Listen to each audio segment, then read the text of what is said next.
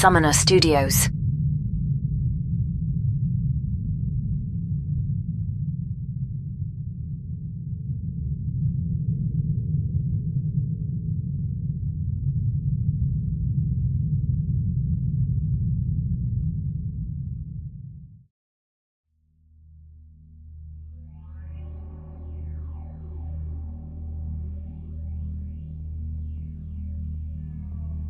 The world looked like hell in thermal vision. This thought crossed my mind as I sat in my bulletproof Federal cruiser.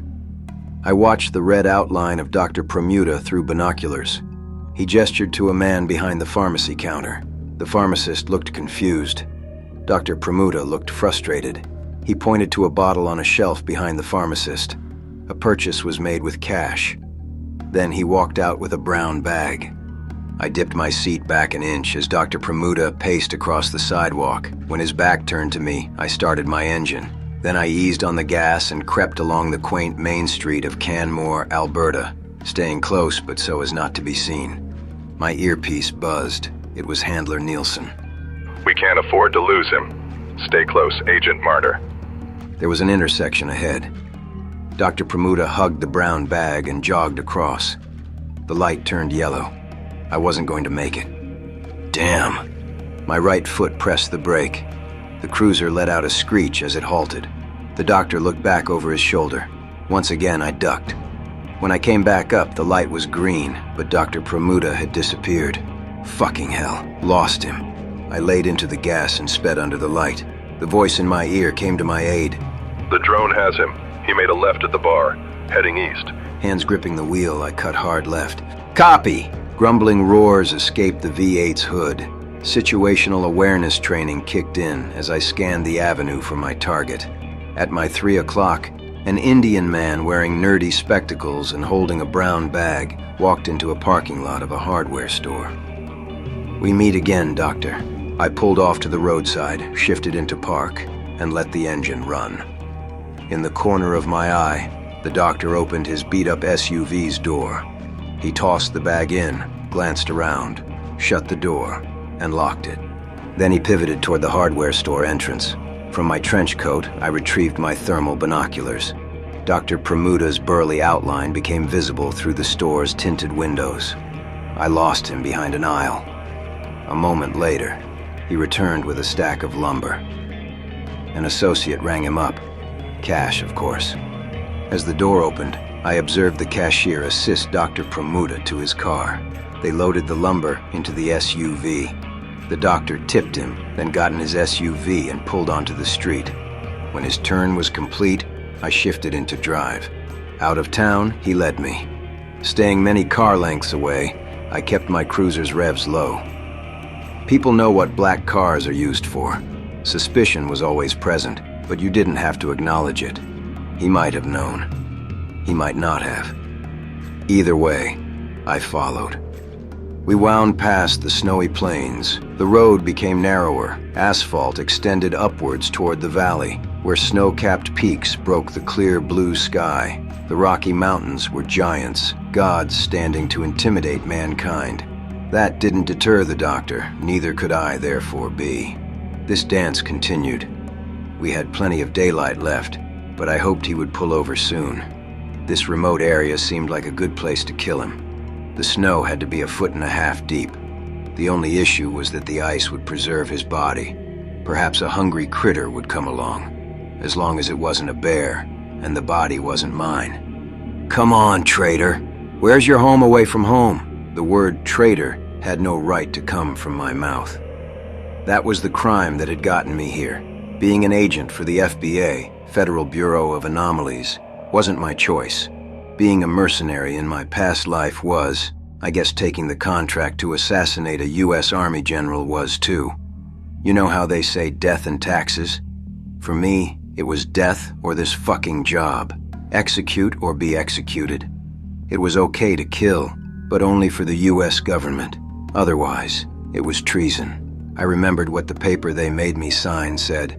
"We expect you to die, but try to complete the mission first." What a job description, huh? My earpiece buzzed. Speak of the devil. "He's pulling over, Agent." That driveway next to the guardrail. Sure as shit, the doctor's SUV turned off-road.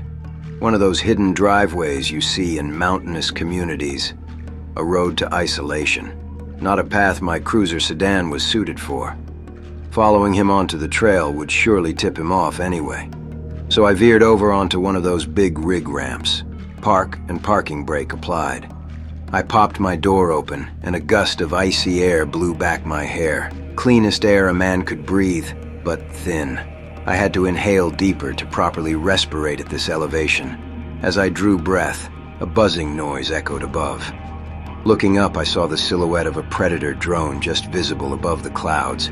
I tapped my earpiece. I have to proceed on foot. A bit of static came from the other end.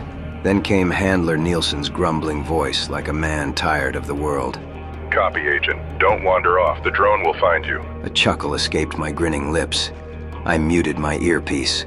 With a nonchalant gait, I stumbled back to the rear of the cruiser, legs cramping from the long drive.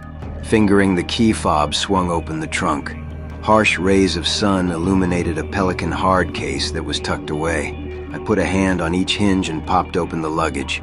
Inside, outlined in foam, was a Heckler & Koch MP7 personal defense weapon, PDW. A compact submachine gun that resembled a futuristic Uzi.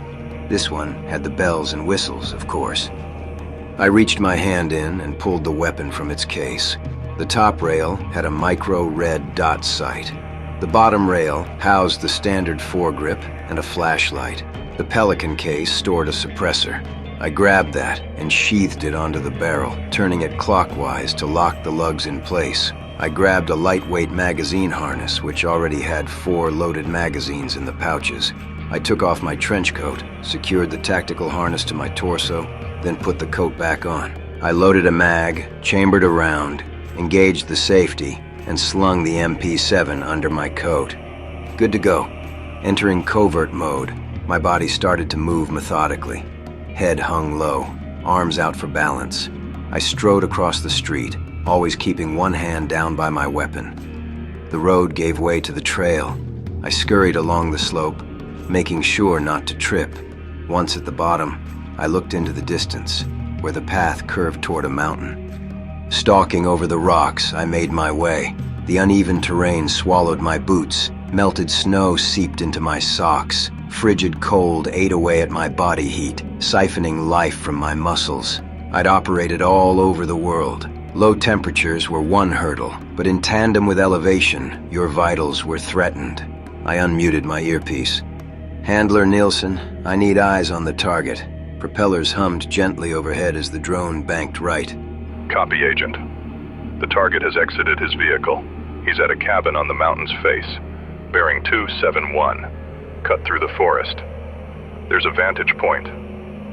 Like a caveman spotting a woolly mammoth, my eyes shot to the tree line. Roger! One hop later, I slid off the trail's side into knee-deep snow. Push forward. Put your back into it. This self-command repeated until I broke into the forest. Pines towered over me like an army of giants. They were lost souls anchored to a frozen hell. I was nothing but a traveler traversing purgatory, hunting a man damned by men, for a crime without a jury. What did they want with this scientist? Him dead, I knew. He had top-secret clearance. He'd stolen a prized possession from the military. That's all they briefed me on. Kill the scientist. Secure the goods, whatever they were. Wait for extraction. If I died, the chip in the back of my neck would transmit the flatline signal. That's when a strike team would be deployed. My body would be burned. Hopefully they know I'm an organ donor, I joked to myself. There was an opening at the forest boundary, a break in the trees. Standing guard, there was a boulder, the vantage point. I picked up the pace. Coming upon the rock face, I lowered to a prone position and crawled up the solid surface. Over the horizon appeared a cabin, small and unassuming. Its windows were covered by blinds. Smoke rose from the chimney. Thermals were needed again. I fished past the MP7. The cold steel burned my hand until I snatched the binoculars. The fiery, otherworldly sense filled my gaze. A figure passed by the window, then back the other way. He was pacing, fingers under his chin. The doctor was nervous. Perhaps he felt my presence, in the sights of a reaper. A vibration buzzed in my ear. Agent Martyr, we're picking up a storm on its way. He could use it to cover his escape. Assault the cabin now. I got to one knee. Roger. Oh, and one more thing. Handler Nielsen sighed, like a child had asked for a toy. My life wasn't worth answering to. What, Agent? I took out my MP7 and extended the stock. My thumb disengaged the safety. Leave my body here if I die. Handler Nielsen sneered. We will. A traitor like you doesn't get a burial. I looked over the boulder's edge, glad we were on the same page. Vaulting over the rock, I slid down the other side. The incline was steep, but heavy snow provided resistance for the descent. I put one hand out for control and gripped my MP7 in the other. As I hit the bottom, I rolled onto my feet, then bolted into a sprint. The cabin lights came on. No turning back now. Tucking the MP7 into my bouncing shoulder, I prepared to breach. As I got closer to the door, I heard a muffled shout from the other side. Stay back! The front steps creaked under my pounding feet. I shook my head. Say please. All my frustration transferred into my right leg as I kicked open the door, which nearly blasted from its hinges. In the low light, I saw and felt a body get hit by the door. He flew back. My red dot sight snapped to my eye. The tactical light came alive as its tight beam painted Dr. Pramuta's face. On his back, he scuttled away, blocking his blinded eyes with a hand. No, don't shoot. My barrel pointed at his head. I glanced around the cabin with my other eye. Always maintain situational awareness. It was a mostly bare room. A cot in the corner, a small breakfast table with a half-eaten omelet and pills scattered about, a backpack open in another corner, a lounge chair whose legs reclined. Please, you don't understand. They want... My attention snapped to him. He was getting to his feet. Shut the fuck up. Back away. Get against the wall. The doctor stumbled backward. Okay. With my finger begging the trigger, I took a step forward. That's when I noticed a stack of military cases behind Dr. Pramuta. The top one was open. He was backing into them. Freeze! He stopped, a step away from the container.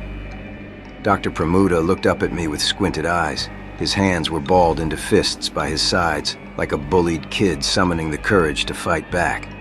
What's in the crates? I can show you, he said as he began to turn. I aimed at the window to his left and fired a burst. The window shattered. He tensed and covered his ears. Suppressed gunshots are still loud indoors. Tell me. Don't show me. He uncovered his shaking hands from his ears. Okay, it's medicine. What kind? His eyes opened wider. A man fueled by fear, but driven by greater purpose. The kind that can heal the world. I nodded along. What a load of bull. People will say anything when their lives are at stake. Oh yeah. Where did you get it? I mean, steal it from? He looked down at the floor, his voice lowered. Area 51. What? He looked up again. Hate filled his face. Area 51. I chuckled. My weapon lowered a bit. That's what I thought you said. To think, they sent me to this frozen wasteland to kill a wacko like you. What's in the other crate? A death ray? Maybe E.T.'s ball sack? I couldn't help myself. The stress of the day just melted. My MP7 dropped, dangling on its sling as I burst into laughter, my hands on my hips. I shook my head at the floor. Give me a sec. The giggles lasted a few seconds. When I looked back up, the doctor had turned around. His hands were digging through the top crate. Fuck! Stop!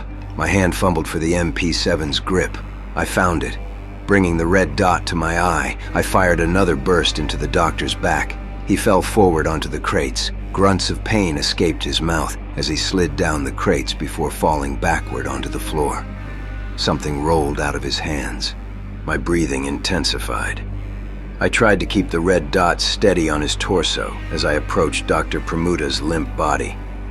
His breathing was shallow, his eyes locked onto the ceiling with a shocked look. There were some moans of pain. Dying people weren't pretty. The tip of my boot touched a building collection of blood. I looked to the right of his body. Lying against the crest of his palm was an empty syringe. His voice croaked with final breaths. You made me do this. They made us do this. The last life force vanished from his eyes. His neck twisted to one side as his head cocked sideways to rest on the floor. My hands shook. It had been a long time since I felt guilt for ending a life. Christ. Whatever. Just another contract. The FBA forced this on me. I was a cog in their machine. That's what I told myself as I turned toward the damaged doorway. Snowflakes blew in from the strong winds. I walked out onto the porch. From my pocket, I retrieved an e-cigarette. As I puffed away the tension, my earpiece vibrated. Agent Martyr, what's the sit rep? I rested a hand on my dangling MP7. Dr. Pramuda is dead. He has a stack of military cases in the cabin. Last thing he said was, they were from Area 51. There was a pause on the other end. Secure those cases. We'll dispatch a recovery team. They won't be there for a while. The storm is picking up. Sit tight. I blew out a cloud of smoke. Roger. A gust of air hit my face. I looked up to see a dark cloud rolling in over the mountains. This looked like a bad storm. At least I had this cabin. A place to rest. To hide from the storm. Reclusive, like the doctor had been. Doctors are smart. I was starting to understand his thought process. I should keep that fire going. There was a creak from behind me. I spun around, the e-cigarette flying out of my mouth. The doorway was a wall of darkness. My eyes couldn't adjust from the blinding snow. Another creak, a footstep inside. I squinted. There was a shadowy figure standing where the doctor was killed. This was much taller than him. Larger. What? Two eyes opened, glowing yellow ones. I jolted, reaching for my MP7. An invisible force hit me like a shockwave. My body was launched away from the cabin. As I flew through the air, I threw my arms out to break the fall. Boom! I landed right on my back. Wet snow encased my body. My body rang with pain. I slowly engaged my abdominals to raise myself. A scream, the roar of a demon, was released from the cabin. The sound motivated me to stand. I took hold of the MP7, dropping to one knee for stability. The business end was locked on the doorway, at the spot where I expected a human torso to appear. Instead, a creature emerged from the blackness, mangled, gray, a slender behemoth. Bones poked through its skin like the spikes of a porcupine. The head was elongated backwards. A pair of yellow eyes stretched toward its deformed ears. In front of those eyes, the glasses of a scientist, the only reminder of who this had been. No fucking way. The creature locked onto me. Then it lunged into a sprint. I pulled back the trigger. Fully automatic fire expanded from the muzzle. My hand closed around the foregrip. Bullet after bullet rattled the MP7 like a seizure. I leaned forward into the stock to control the recoil. 30 rounds left the barrel, flying toward the monster at over twice the speed of sound. More than half those rounds hit the creature's torso, veering upward with each subsequent shot from the muzzle rise. Translucent flesh ripped from the bones. The last projectile was sent. My MP7's bolt locked back, chamber open, magazine empty. I lifted my eye from behind the red dot sight. To my horror, the creature stood, looking down at the holes in its stomach. No blood poured out, not a single utterance of cries, no signal of pain, just heavy breathing filled with anger. It raised its head and locked eyes with me. Pure rage filled the hollow cavities where pupils had been. The creature leaped from the porch, closing half the distance to me in one bound. I shot to my feet, turning toward the forest from which I came. Run as fast as you can and don't look back. In a full sprint, I barreled toward the tree line, focusing my entire being on not falling. The sickening slaps of the creature's feet steadily gained from behind. I held my weapon pointed upwards, reaching into my mag pouch for a fresh 30 rounds. My thumb pressed the mag release, and I let the empty one fall to the snow. Then I fiddled another full one into the mag well. The footsteps were right behind me. I slapped the bolt release to chamber a new round. A lanky finger reached out from behind, skimming the back of my neck. I dove forward onto the snow, then rolled to my back. The creature was nearly on top of me, arms spread out like Jesus on the cross. I laid into the trigger once more. 4.6 by 30 millimeter armor-piercing cartridges zipped into the monster's neck and face. The MP7 fired a fast but small bullet designed to defeat body armor, not to take big game like this demon. There were many holes left in its face, but no significant wounding. I needed a 12-gauge shotgun for this beast, maybe a 308. I'd even take 357 Magnum right now. For fuck's sake, why did they send me out with this pea shooter? We expect you to die. The last bullet struck the monster in the eye. It lurched back, holding an emaciated hand to the cavity, which spilled blood onto the snow. To one knee it went, crying and moaning. This was my chance to escape. I turned around and ran straight into the cliffside, where the boulder vantage point sat above. Retracing my own steps that brought me here, the snow was picking up into a blizzard. Now was my chance to lose the beast. As I retraced my steps, a plan came to mind.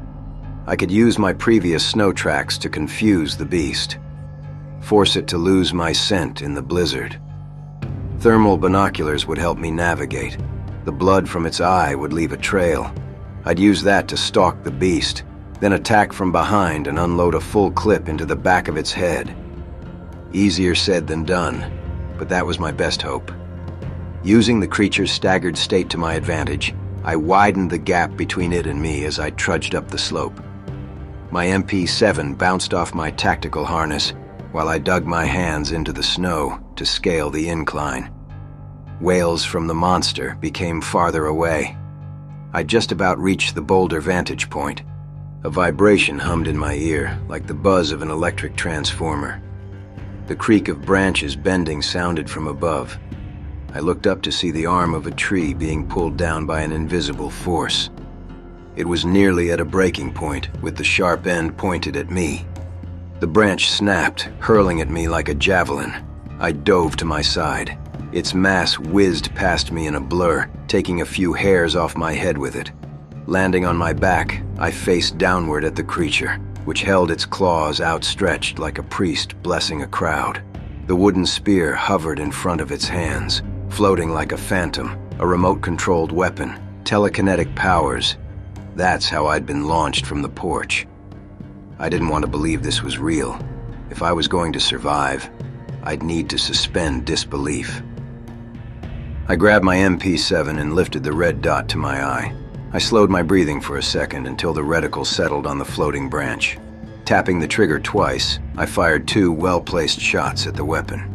The bullets cut off the sharp ends, rendering the spear useless. Hisses erupted from the monster's gaping mouth. My marksmanship pissed it off. "Eat it, motherfucker!"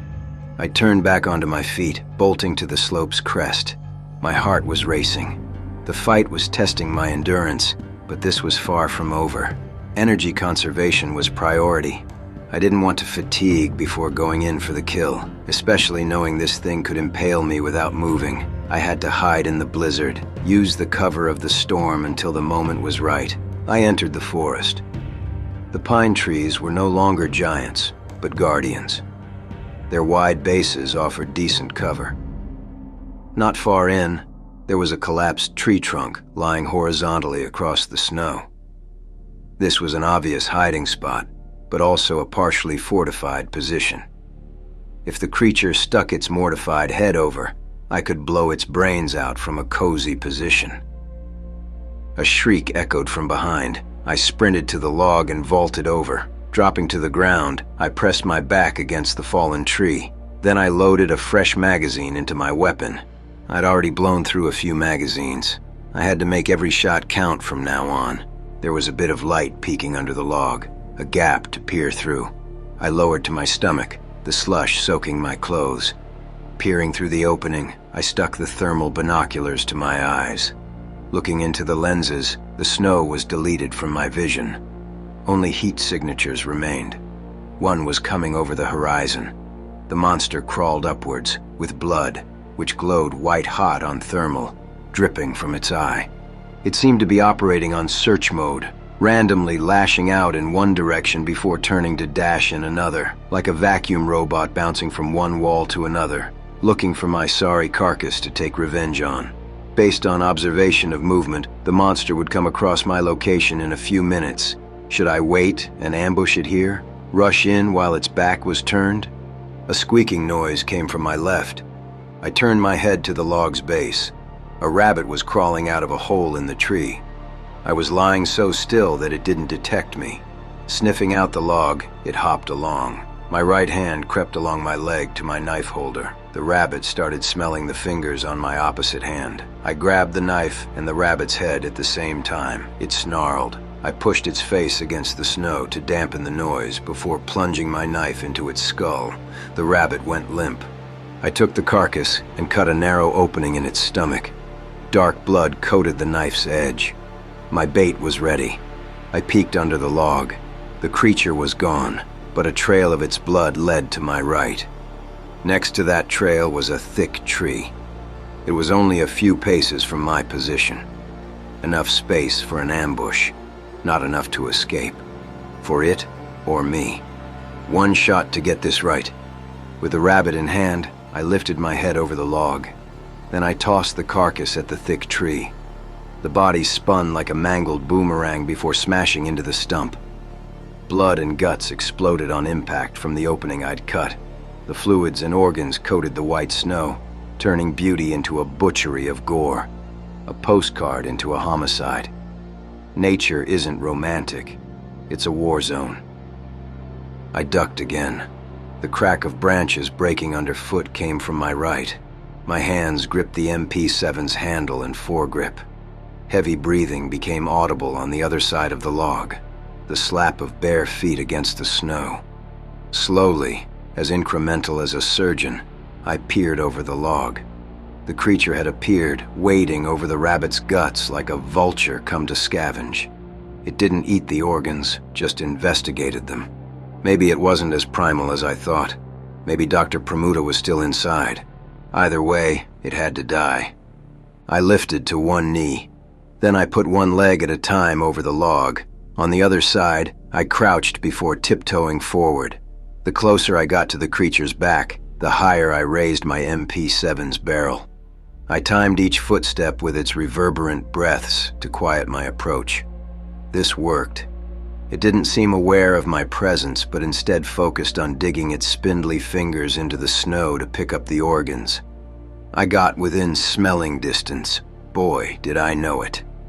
I raised my weapon to the back of its head. My finger caressed the trigger. It stopped moving. The vibration returned to my ear. A branch snapped behind me. My right leg buckled as a wooden spear impaled my thigh. I fell backward, which pushed the branch deeper into my leg. The protruding element snapped off as I landed on my back, leaving a projectile the size of an arrow lodged in the muscle.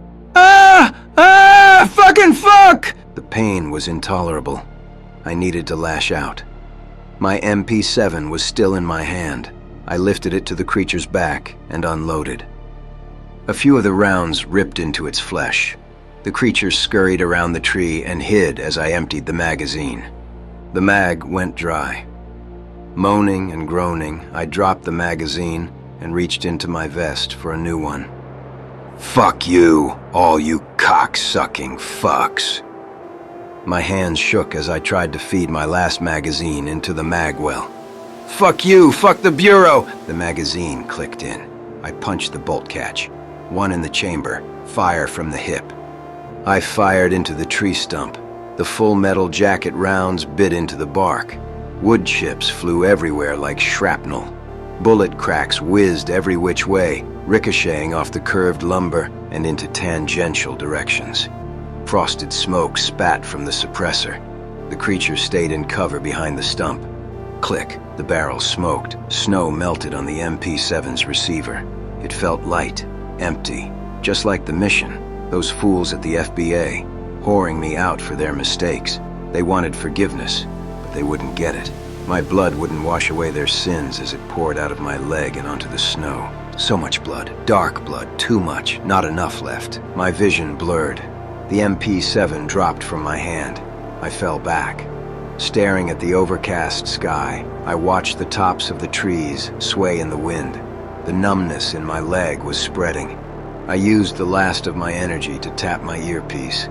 Agent, down. Send strike team. The drone flew past above the treetops. A mechanical bird of prey without a mouth scouring the battlefield. Roger that, Agent. Strike team is en route. My breathing became shallow. Copy. Handler Nielsen paused. Then he cleared his throat. They won't be there in time. You aren't going to make it. Not incapacitated with that thing. You knew? Yes. We knew Bermuda had taken the DNA. The genes of an alien race. One vicious, demonic. He studied their ability to regenerate cells and wanted to make a miracle cure through reverse engineering. I shook my head. My hearing became echoey and reverberated. The growls of the beast approached. As you can see, Agent, miracles are a myth. The last resort of the naive. A fairy tale for the weak. A cold, wet hand wrapped its fingers around my ankle. You should have saved the last bullet for yourself. My earpiece cut out. I began being pulled. There was nothing I could do. A limp rag doll being dragged across the snow. The creature heaved, groaned, coughed. Like a terminally ill man taking his last walk. Under the grotesque bodily utterances, there seemed a whisper of humanity, a low cry, the grievances of a damned soul, wandering with a damned man who clung to life, a life that was more evil than death. On we went, down the hill, back to the cabin. When we got to the step, the monster turned around, picked me up under the arms, and lifted me onto the porch. I was dragged through the door. The fireplace was barely alive, but still gave heat, enough to reverse the oncoming frostbite that had frozen my hands. The creature pulled me across the room to the stack of cases from Area 51. It released my ankle, which fell to the floor. A wave of pain shot up my leg. Ah! I tried to flip onto my stomach, but my body wouldn't budge. I just wanted to crawl into a hole and die. As I struggled, the monster stood in front of the cases. A glimmer of intelligence returned to its yellow eyes as it scanned the top case. With one pale, salamander-like hand, the creature fished through the top case. It picked something up. Then it turned around. A syringe was in its hand. "No! Stay away! Fuck you!" Mouth agape, jaw hanging from the elongated face. The creature stepped toward me, the long needle gripped awkwardly, like a toddler with a pair of scissors. I forced myself to roll onto my stomach. The pain was immense. I threw my hands onto the floor and dragged myself toward the door. The footsteps pounded in spaced rhythm, shaking the floorboards. Thump, thump, thump. "Stay away!" I dug my nails into the wooden floor and pulled until they bled. Sharp, cold metal pierced my neck. I stopped moving, lest the needle clip my jugular. The plunger was pressed, a hiss of fluid being injected. Warmth radiated from the injection site. My neck stiffened. Then came the convulsions. Pulsing muscle contractions tightened my back. The cramps spread like a Charlie horse across my entire body. While I had my seizure, the monster walked around the room. A voice was projected into my mind. This part isn't pleasant, but it won't last long. Its mouth didn't move. Dr. Bermuda's voice rattled around my brain like an echo in a tunnel. They took your life. I am giving you a new one. My bones ached, arms thrashed, blood boiled. Everything was worse, except for the wound in my leg. That pain had been taken away by the injection. I didn't feel emaciated from the blood loss anymore. Energy came back to my body. I was hurting on the outside, but healing on the inside. Feeling strong. These were growing pains. Outside, the whirl of helicopter blades kicked around the falling snow. The Spec Ops strike team had arrived. The monster strode to the window, scouring the land with its yellow eyes. They are here. More FBA dogs. It turned to me. looking proud of how I was turning out. The seizures came to a halt. I got a hold of my new body, which had been deformed. Putting one arm out, I found it to be twice as long. Pushing myself onto my feet, my head now nearly touched the ceiling. This was empowering in the most horrible way. Who was I now? You aren't theirs anymore. The monster heard my thoughts. I spoke back telepathically. What am I? It put a hand out to the window, claws outstretched over the glass, tapping, digging. We're evolution, the next generation of humanity. Boots pounded up the cabin's porch. I heard the rattle of loaded weapons, whispering of tactical commands. The monster assumed a combat stance, spreading its claws out, bracing for the door breach. And we will put them in their place.